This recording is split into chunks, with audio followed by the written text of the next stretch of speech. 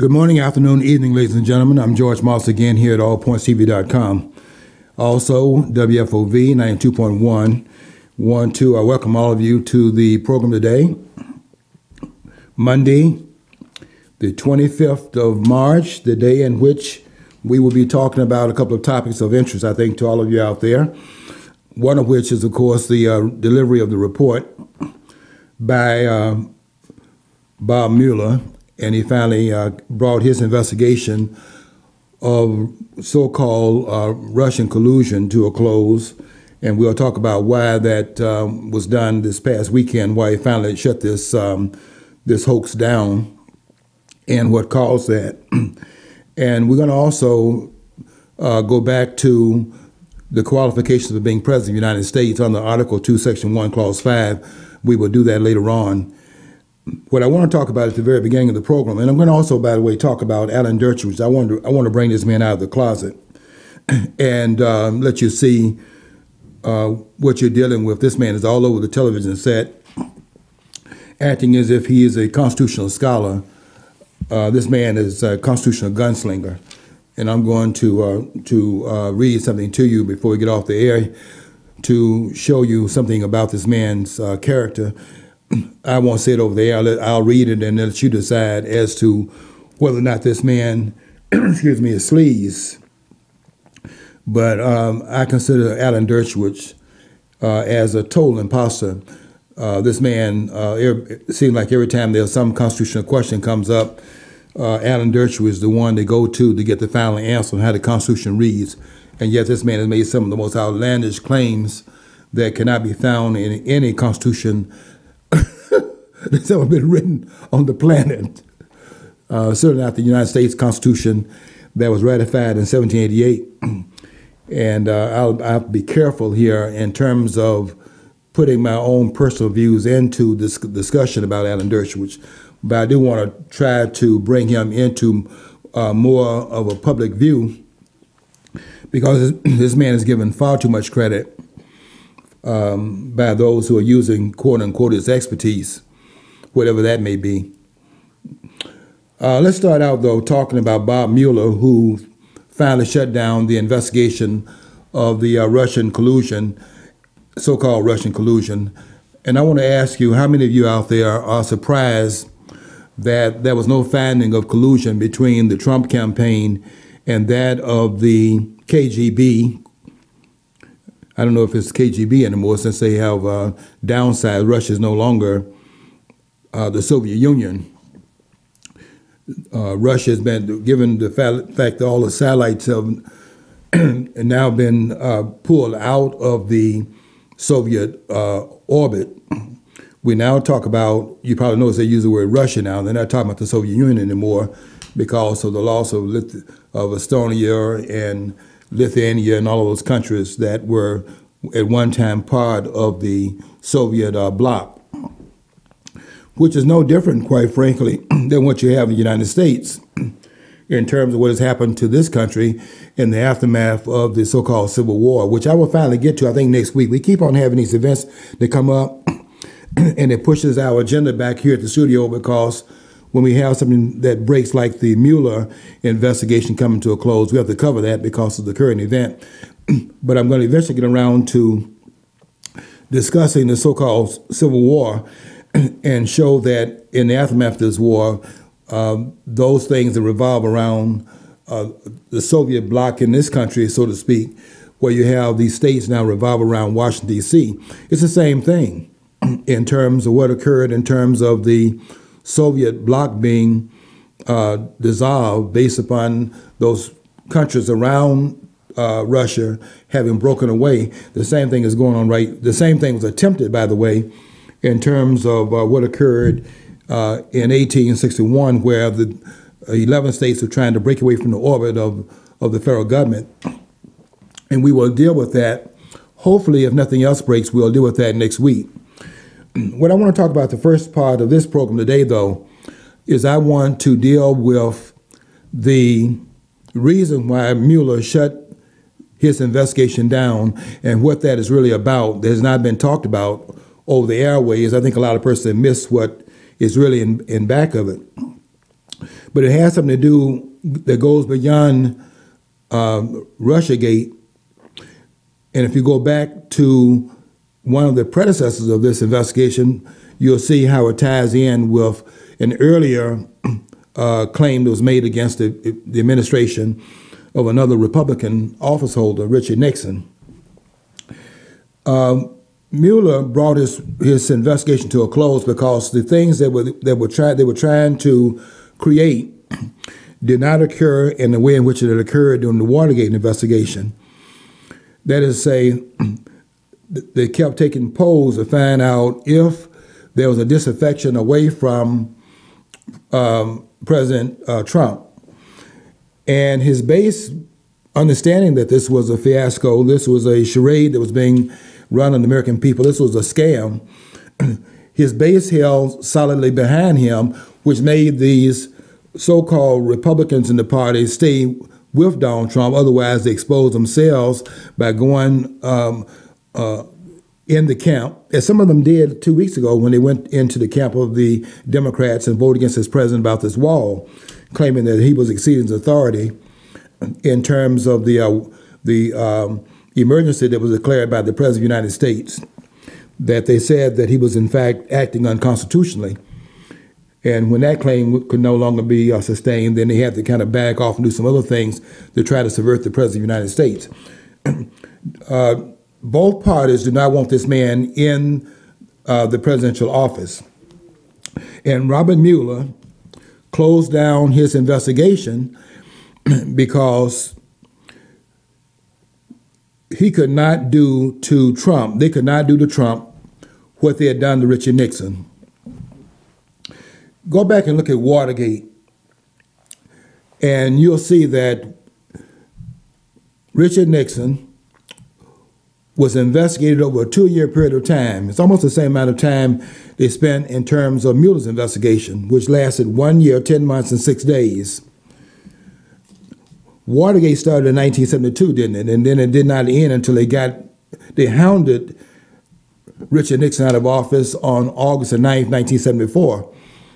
So from 1972 to 1974, they simply put this in the newspaper, Washington Times, the Washington Post, rather, the New York Times, and they kept badgering this event through the news media until they created such a storm in the public mind that Richard Nixon lost all of his support.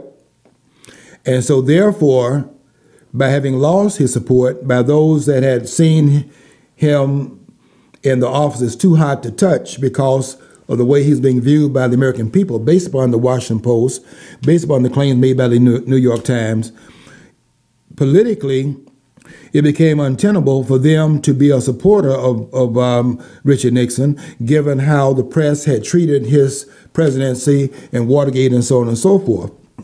I'm not claiming that Richard Nixon was not involved in the cover-up. John and I disagree on the break-in itself. I think that the cover-up is where Richard Nixon made his mistake, and I think that's what they were trying to pull on Donald Trump. The reason why they kept on going after those that were very close to Donald Trump in his inner circle was to make him come out of a sense of loyalty and defending people that he knew were pretty much loyal to him as being president. And you have a tendency, because of your friendship with people that are loyal to you, to in fact want to defend them. And they were trying to get Donald Trump to take the bait. He never took the bait. So the obstruction of justice, which would have been brought against him if, in fact, he had gotten out there to defend people like Michael Flynn, Manafort, Roger Stone, some of the others that were caught in that net. None of them, by the way, charged with anything dealing with the crime, quote unquote, the crime that was supposed to have been triggered by this investigation, that triggered this investigation. Every one of the 6 persons that were in the inner circle or somewhat affiliated with this campaign, not a single one of those persons that were, in fact, caught up in that net, Mueller's net, were charged with anything to do with collusion with the Russians. Tax returns that were more than 10 years old, some other things that they were alleging. People talking they were lying, which is a process crime, and people weren't supposed to see that. And then they brought in 12 to 15 Russians and made it look like, as they conflated the two issues, made it look like the charge against the Russians, who would never stand trial in this country, were tied into the 6 persons that they had charged with crimes, process crimes. They were hoping the American people would not see that. They were trying to do the same thing in Donald Trump's case done in Watergate. They could not have forced Richard Nixon out of office through the impeachment process, because I was telling you a couple of weeks ago what is needed in order to get a president out of office based upon Article 1, Section 2, Clause 5, where you impeach the president in the House of Representatives. And I want to remind you, Nixon was never impeached. And convict the president in the Senate, where it takes a 2/3 vote in the Senate on Article 1, Section 3, Clause 6.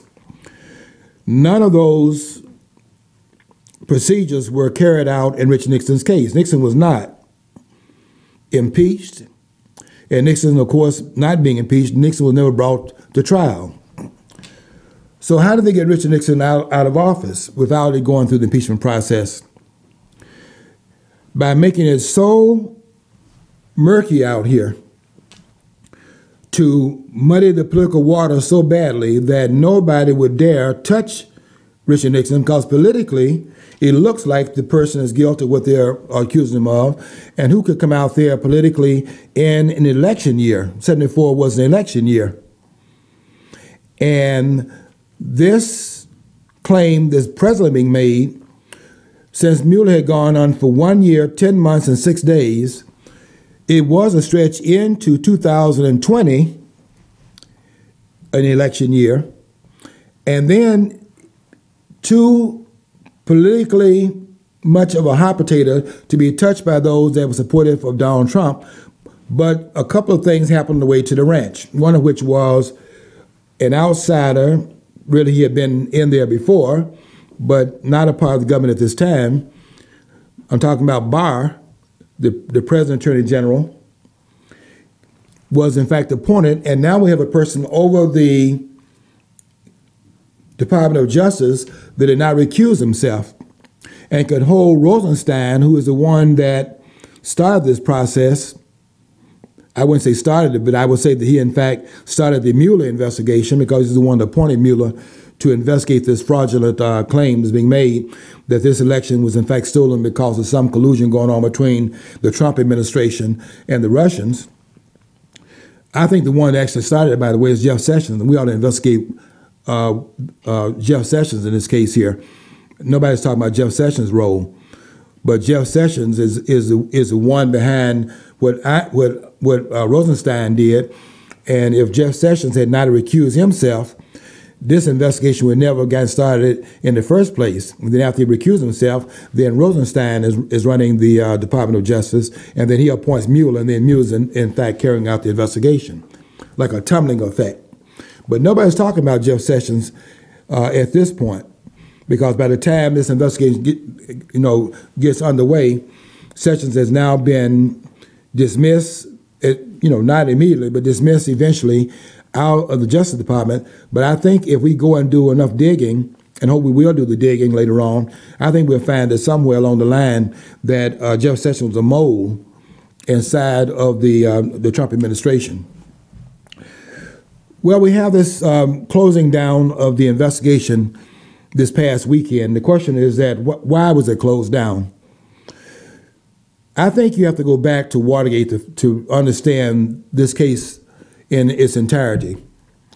Because in Watergate, they did not have, you cannot get 2/3 of a president's party to side with the political opposition to remove a person in their own party. And I say that because the 2 times that we've had a president that's been charged under Article 2, Section 4 which is the part that says it says the president, vice president, and all civil officers of the United States shall be removed from office upon impeachment for and conviction of treason, bribery, and other high crimes and misdemeanors. Each time that those charges have been brought to bear upon an office holder, it failed to bring about conviction. Andrew Johnson, it failed by 1 vote. And when they impeached Bill Clinton, his party went down to the White House and told the president not to resign. In other words, they were telling the president they had his back. So the 2 times that impeachment was brought against the president, his party backed him up. But go back to 1974 and look at how the press had operated in such a way that it was impossible politically, particularly during the election year, to back up Richard Nixon, and therefore the threat of impeachment was held over his head.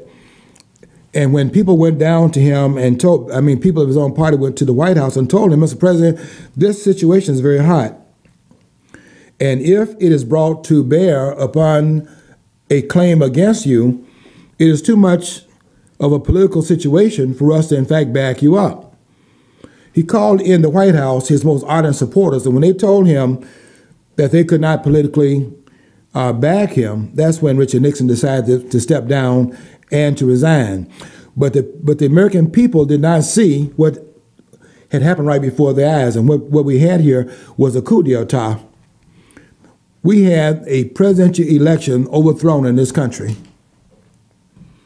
When Richard Nixon resigned, there was a coup d'etat. We have a way of removing a president, by the way, and other civil officers of the United States. We have a way to remove them from office. There is a process in place. The framers put it in there in terms of Article 2, Section 4. So there's a way to remove the president. But it was made very difficult because in removing the president, you are removing the only office holder through which the entire country votes. All the voters can vote upon the president. They do not vote upon any other office holder in the United States. Not all the voters vote for the senators. That's a statewide election. And not all the members of the state vote for members of the House. That is all members of the states vote for the senators, and they vote for their representatives inside of in our state, 14 different districts, and you vote for them not statewide. You vote for them within the districts. I don't vote for the officials in Detroit. If I had, by the way, I would vote against this woman named Tlaib that doesn't live in the Detroit area, but ran as a representative of Detroit, because the requirement for running for members of the House in Article 1, Section 2, Clause 3 is to be a member of the state in which you run. You don't have to be a member of the district. But the ones in that district vote for their representatives. So in the 14 districts in the state of Michigan, for example, those that live in one of those 14 districts vote for the representative in that district. But we all vote for our 2 senators. Everyone in the state vote for the 2 senators. The only office holder in the country where we all, as a nation, all the citizens vote for the president, that is the only office in which all the citizens who can vote in the nation vote for that single office holder. Therefore, placing him out of power is made very difficult because of the fact that the president, vice president, and other civil officers are representatives on the national level. So you have to think about then why the framers made it difficult. And because it was made difficult, they could not have, I don't think, ushered up the votes to remove Richard Nixon from the White House based upon the impeachment process. And they did not use that process. And the mere fact that they did not use that process shows you, no matter what you may think of Richard Nixon, This was a toppling of the Nixon administration, and they tried it again, in this case with Donald Trump, and they failed. This was a coup d'etat, planned coup d'etat against Donald Trump, and it failed because Mueller could not, through this investigation, break the American people's support for this president, which was the intention. And having Barr in there, by Barr being in the Attorney General's position and being a straight shooter, he was unable to carry out this continuation of the charade. Now, everybody's trying to say that Mueller did his job.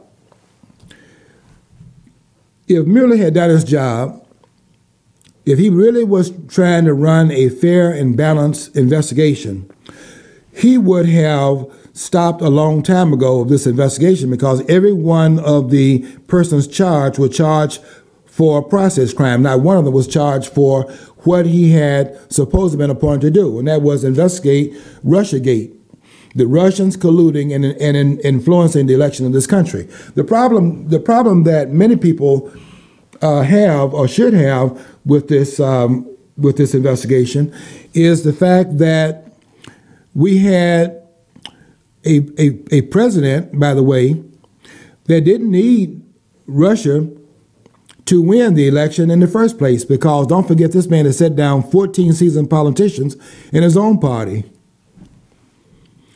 In the primary, 14 of the 17 persons that ran in that election in the Republican Party, seeking the nomination in the Republican Party, 14 of those members were seasoned politicians. 3 of them ran as outsiders, and one of the outsiders got it. Think about that for a minute. 14 Republicans who had held office before ran to seek the nomination of the Republican Party. Not a single one of them got the nomination. Donald Trump didn't need to have Russia. The primary had already shown that the American people were sick of these politicians, and they're sick of them in both parties, the Democratic Party and the Republican Party.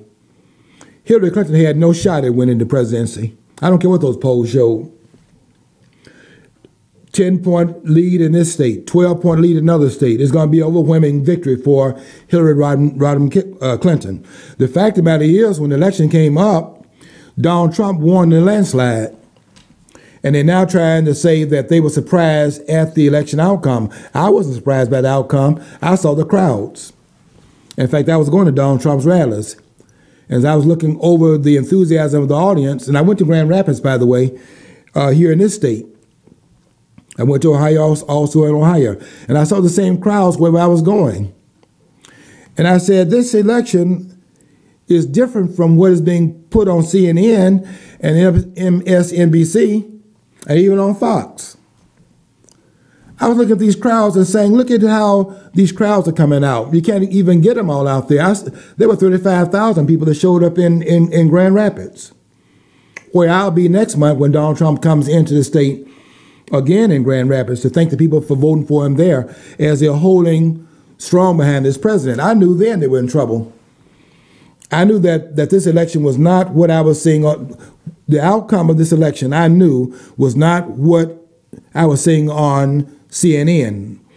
In fact, I said the day of the election, I said on November the 8th, 2016, you can go back and read my post before they threw me off Facebook. I said that today, Donald Trump's campaign is going to validate what we've been all saying in the polls that we've been taking. Not the polls they've been taking, the polls our eyes were taking, our lying eyes. Because everywhere we went, we saw crowds that filled every seat in those arenas. Every arena Donald Trump was going into, there were no empty seats. And then on the outside, you saw the other, the fact that the people that couldn't get in, there was just a larger crowd on the outside than it was on the inside.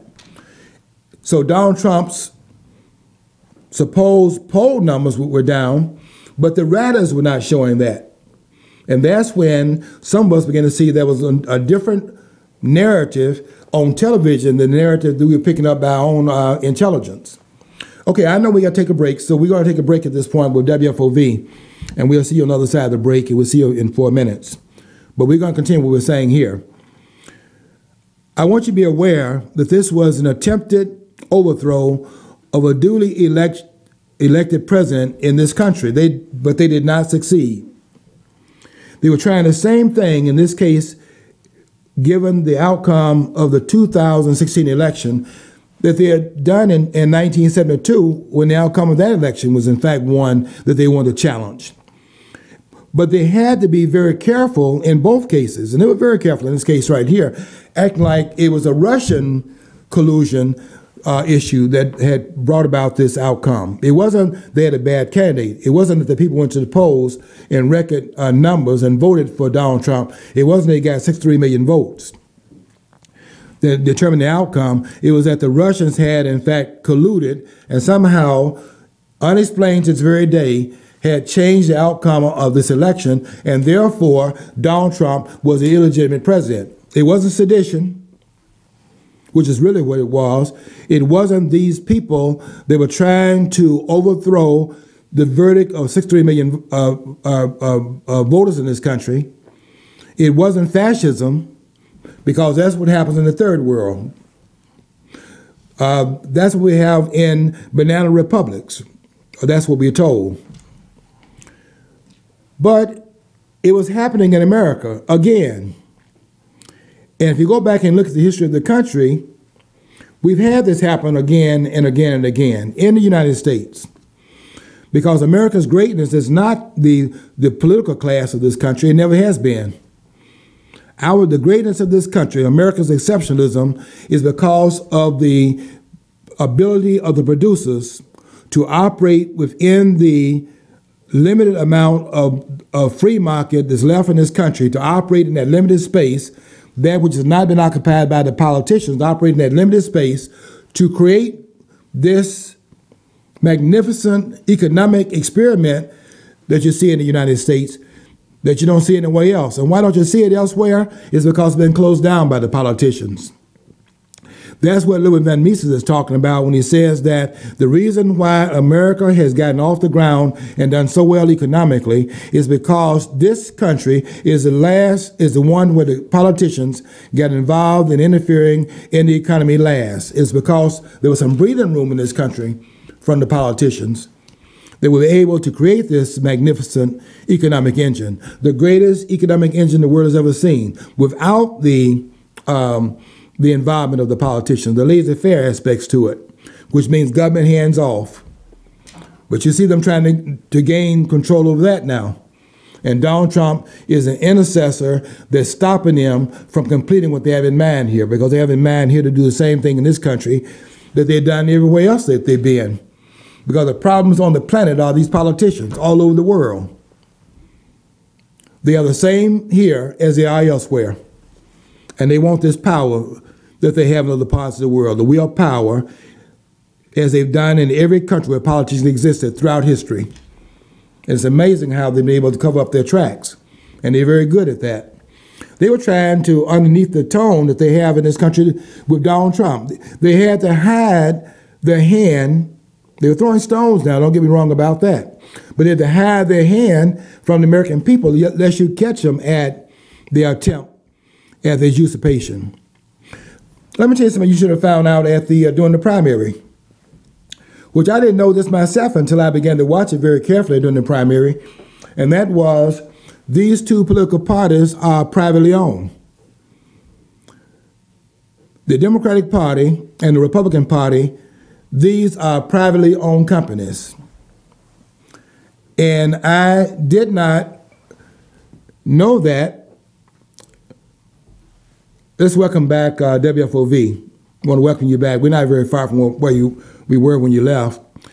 We're glad you're back as we begin to finish up this rant today, and that is this rant about what we just saw this past weekend, because I don't think we saw it in its full dimension of what really went on here. Mueller closed down this investigation. He had to close it down because it wasn't working. Does not mean it's over, though.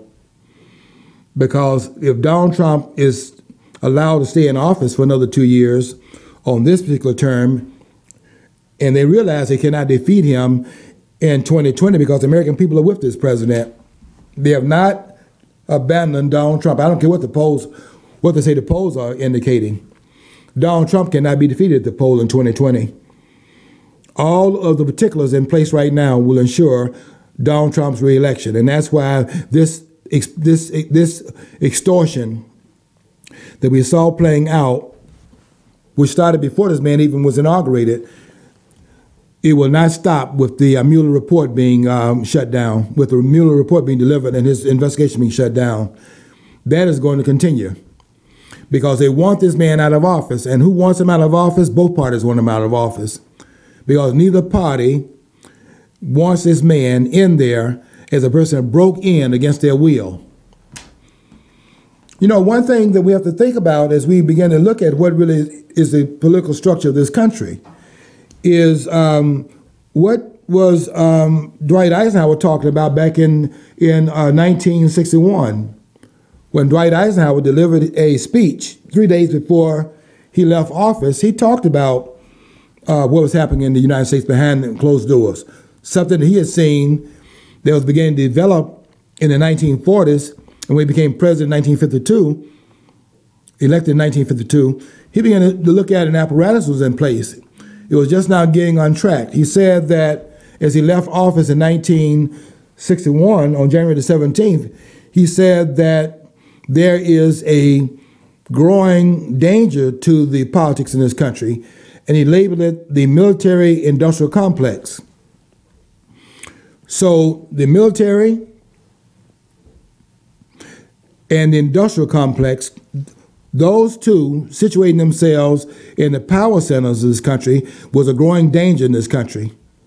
But since that time period, we've now seen it growing in its dimensions. So now we have the IRS involved in that. We saw that during the Barack Obama administration. We see the media involved in it. Look at the capture of our media. Journalism, they keep saying it on Fox, journalism is dead in this country. And what I hope what occurred this past weekend is we'll now have the funeral of it. We need these networks, CNN, MSNBC, NBC, CBS, ABC, these networks are corrupt, every last one of them. They've been telling us for 2 years that they have the goods on this man. This man is corrupt. He's an illegitimate president. They kept running that narrative. And even though that narrative should have ended this past weekend, now they're saying that Donald Trump is getting ready to retaliate against those who eventually came out to say, okay, well, look at Mueller's report. He didn't find any collusion. So therefore, the investigation was legitimate because look at the fact the claims were eventually he was exonerated. The claims were turned back. But Mueller didn't have any choice in the matter. Mueller turned back the claim of Russian collusion because, he really kept the question open. But the reason why he shut the investigation down is because of Barr. And now we'll see if the investigation of those persons on the other side, will that go on now? Because we need to investigate the investigators. We need to go and see what Mueller's role was in this fiasco, in this attempt to overthrow a duly elected president in this country. We need to start to unravel these deep state actors, the DI, James Clapper, the former director of the intelligence, national intelligence. James Brennan, the CIA. James Comey, director of the FBI. Look at Mueller's role during the time they had the uranium deal. He was a director of the FBI, and now he's running the investigation. These people, even though there was a piecemeal exoneration of the president, look at what the report actually said. Have you read what the report that the summary of the report, have you read anything about the summary of the report? The summary said that the Mueller could not find any evidence of collusion, but it did not mean that the president was not involved in criminal behavior. It's just that there was not anything uncovered. In other words, he equivocated. He didn't come out and say the president is, in fact, exonerated of all of the things that were, in fact, being alleged against this president. The president was not exonerated by Mueller. Mueller just closed down the investigation because it wasn't working. And that just shows me, and I want you to watch it as we go down the line into the future, I want you to see if they're going to open another corridor to come at this president. Because they cannot, being who they are and what they represent, and how corrupt Washington is, they cannot allow this outsider to stay in power. And so we'll look and see what they are doing down the line. But this is not over. Those corrupt entities are still in place, in powerful positions in the deep state.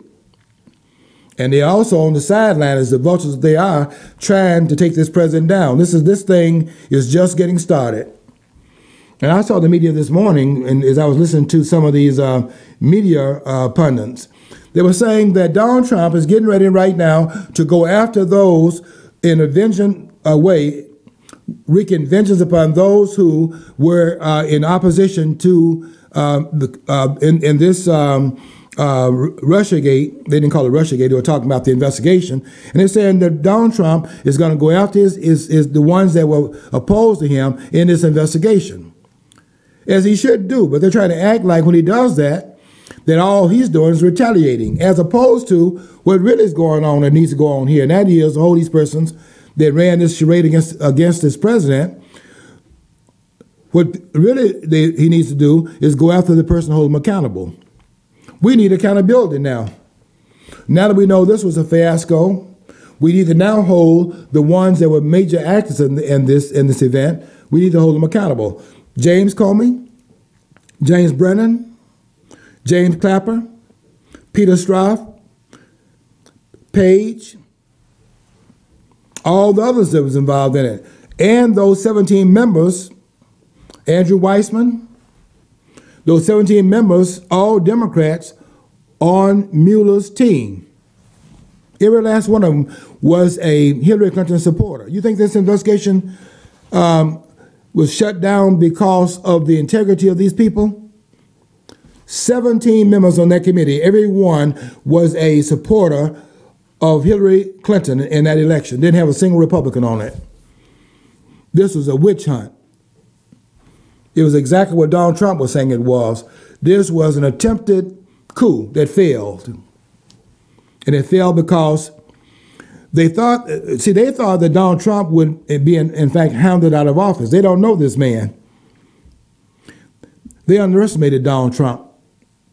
In fact, Donald Trump said that any other person might have caved under that pressure. But Donald Trump is a different kind of animal. In fact, this man, Donald Trump is the kind of person that relishes a good fight. This man is a fighter.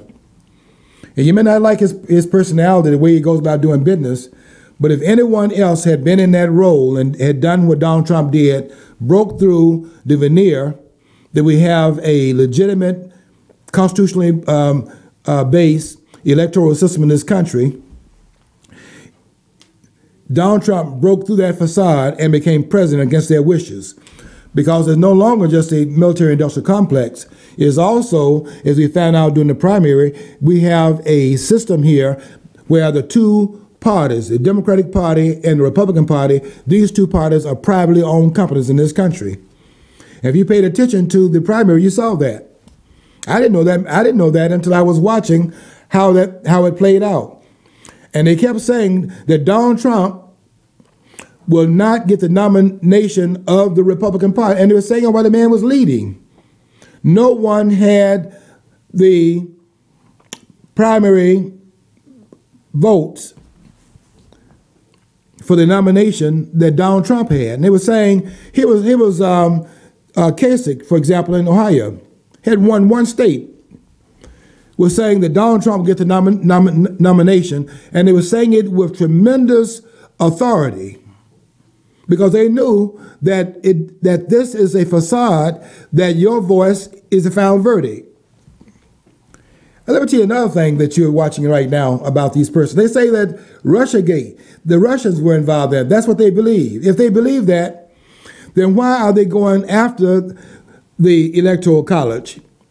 If it's Russia that caused Donald Trump to become elected, then we just simply have to get the Russians out of it, right? We have to clean that up. That's not what they're doing.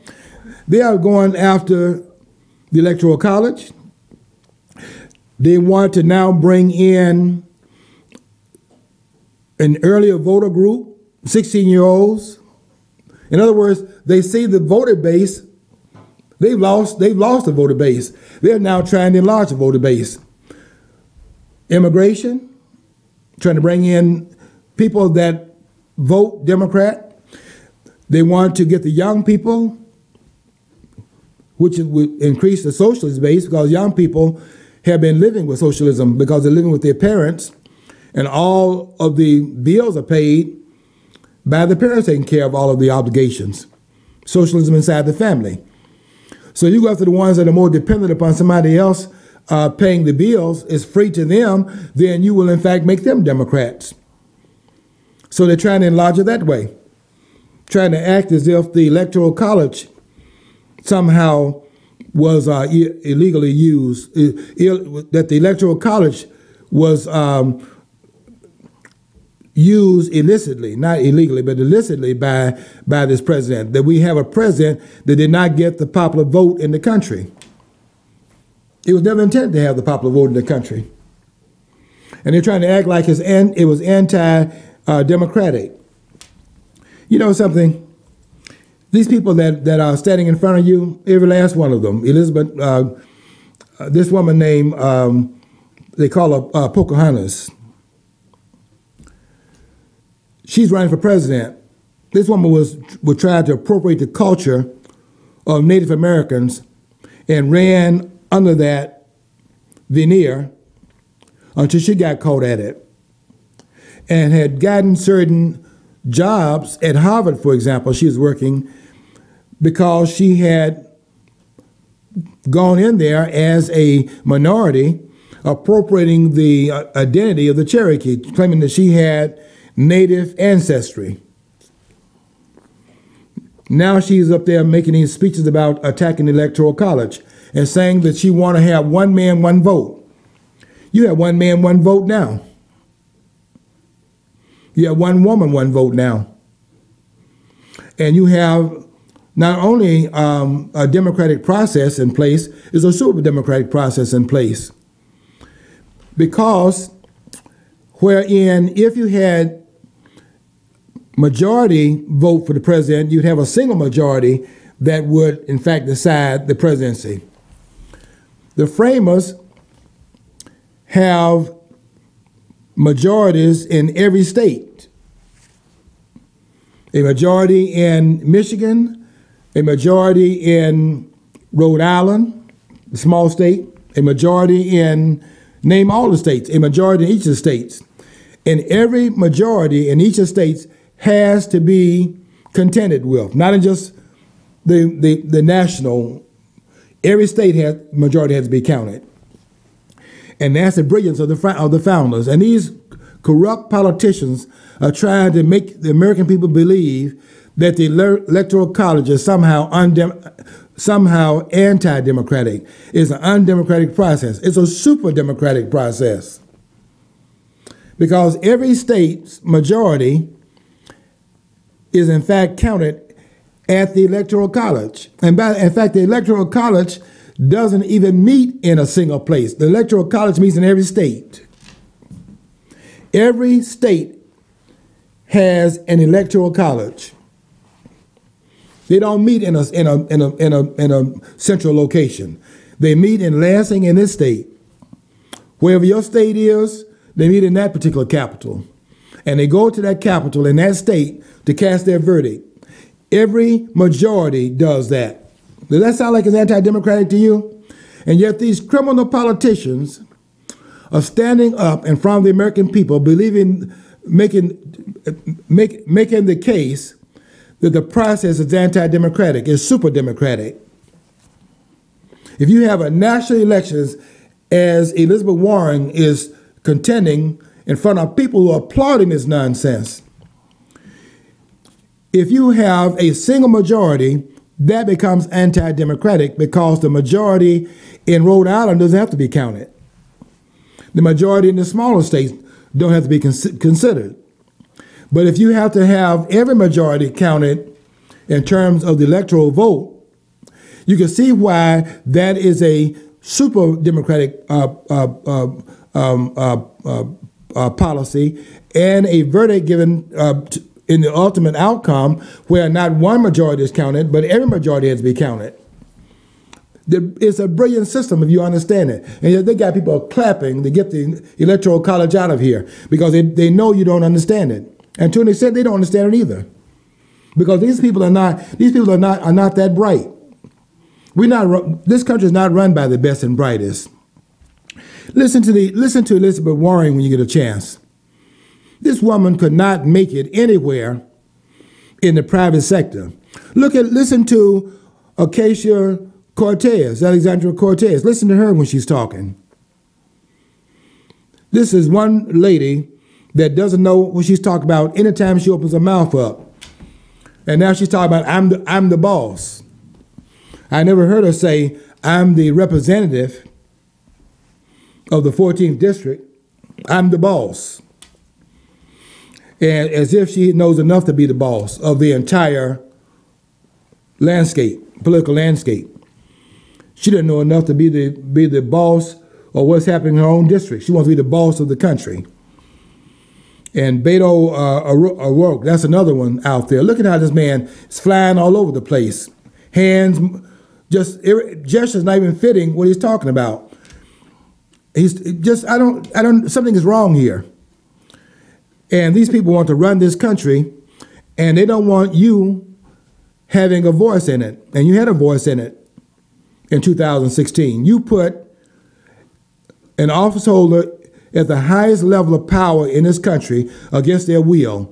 And that's power that you wielded. They want that power back. And they're willing to do almost anything to do it. As they showed by running this charade for 2 years of something they knew was not true. Russia did not determine the outcome of this election, and they could not have determined the outcome of this election, and they knew that. Wasn't it? You know, it's always the Democrats usually are always trying to get everybody to adapt to new technology. I remember it was the Democrats who always told us it was, let's go and get this technology so you can count votes faster. So if anything, it's always that party. That party would have been responsible for the hacking. I mean, it's because they always advocated for that kind of stuff, you know? Yeah, they were supposedly hacking into the election in this country as if the election is concentrated in a single place. How do you hack into the election in 50 states, and every one of the states has a different precinct? How do you hack into an election? The American people went to the polls, 63 million people went to the polls and voted against their rulers. And they're not willing to accept that. And really, I was listening to these pundits. Chris Wallace, I think Chris Wallace ought to go and work on MSNBC, because Chris Wallace is one of those hidden Democrats. Nothing wrong with being a Democrat or a Republican. I'm not making a case against you. Can't affiliate what party you want to affiliate with. What I'm saying is that this man asked a question in the third debate, asked Donald Trump if he's willing to accept the outcome of the election that we hadn't even held yet. The election had not even been held yet. And they're asking him if he would accept the outcome of the debate before the election. Donald Trump told him no. You can't judge the election before it's held and say that you're going to accept the outcome before the outcome is known and how it's arrived at. How do you accept that? But we know how this election was carried out. We know exactly how the outcome was in fact determined. It was determined by 63 million voters going to the poll and voting for Donald Trump, and he carried states that he was not supposed to carry. He broke behind and through the blue wall, and he carried states like Michigan, Wisconsin, and Pennsylvania, which were blue states. He broke into blue states and carried those states. He carried Ohio, he carried Florida, carried North Carolina. These are supposed to be states that Hillary Clinton was supposed to win. Donald Trump carried those states. So we know how he won. And 2 years later, they have yet to validate the outcome of this election. Don't forget, the night of the election, Hillary Clinton would not come out and concede the election to Donald Trump. They were trying there to finesse the outcome by her not conceding. But the next day, when it could no longer be contended that this election was no longer in doubt, she had to come before the public and then concede the election, but didn't want to do it even at that point. And they're still fighting against the outcome. 1 year, 10 months, and 6 days later, Mueller had to finally close down this investigation because it was not working. They could not do to Donald Trump what they had done to Richard Nixon. Now that Nixon was not, I'm not saying that he was not a crook. What I'm saying is that they could not have removed him from the impeachment process, and they did not carry it out through that process. We have to be worried about removing a president because of the way the president was being portrayed in the Washington Post and the New York Times. That's not how we get rid of a president. We get rid of a president in this country by what is written in the Constitution of the United States, and that process was not carried out in 1974. We had a coup d'etat in 1974, and they attempted again in the aftermath of the 2016 election, and those vultures are still hanging around, and that's why these persons have to be ferreted out in the aftermath of Mueller's election being, his investigation being shut down. We have to now turn the tables and go after the investigators. If that does not go on, then those vultures that were hanging around in the aftermath of Watergate will be hanging around in the aftermath of Russiagate, and they are there to do this to another president. We must make sure, now that this is over, that this will never happen again in the body politics of this country. If they do not go after the investigators, then this will happen again, because we're not standing down those deep actors that tried to sabotage a duly held election in this country. These people are very dangerous, more dangerous than we thought, because we thought that Richard Nixon was turned out because of the corruption, and he was corrupt, but the corruption has to be dealt with through the constitutional process. If you don't take the president out through the constitutional process, you cannot run a president out of office because of the media. That's not our process in this country. The process is the House bringing about impeachment and the Senate convicting the president upon the charges that's found in Article 2, Section 4, and if those charges prevail in the Senate, the president's removed. We don't want presidents removed by the Washington Post and the New York Times, because then we have a process that's extra-constitutional, and that's very dangerous, to have the media throwing out an office holder and determine who's president and who's the civil office holders, thrown out by the media. That's not our process. Our process is carried out, supposedly carried out by the Constitution, and it's very clear how you remove a president, not through the Washington Post and the New York Times, which they tried that again, but it didn't work in this case. And Donald Trump was exactly right in coming out and saying that the president, meaning his own office holder, the office of the president, they tried to overthrow the president, and they failed. And Donald Trump is exactly right. They tried again in this year, after the 2016 election. They tried again what they had accomplished in what they had tried in 1974, and it did not work. They tried it again in this case right here. Those actors are still around. And if we don't, in fact, get to the bottom of it, now the Mueller has to shut his investigation down, then those actors are still in place, and the process is still there as a danger to presidents in the future. We have to now go after the investigators and investigate how this got set up. And something that nobody's talking about. Nobody's talking about the FISA court. How did we get a FISA court in this country? How do we have a court that is a secret court in a country that is supposed to be a free country, a democratic process, one in which we have the American people deciding upon the democratic process and how it's carried out in this country under the auspices of the Constitution? How do we have a FISA court in this country in the first place? How do you have a secret court in this country? Which is another place where this thing started. We've got to investigate the FISA court and why they have allowed this process to go down the road. Nobody has come out and said that they allowed this engine to go down this track, and they did it because of their silence in terms of what's brought before them.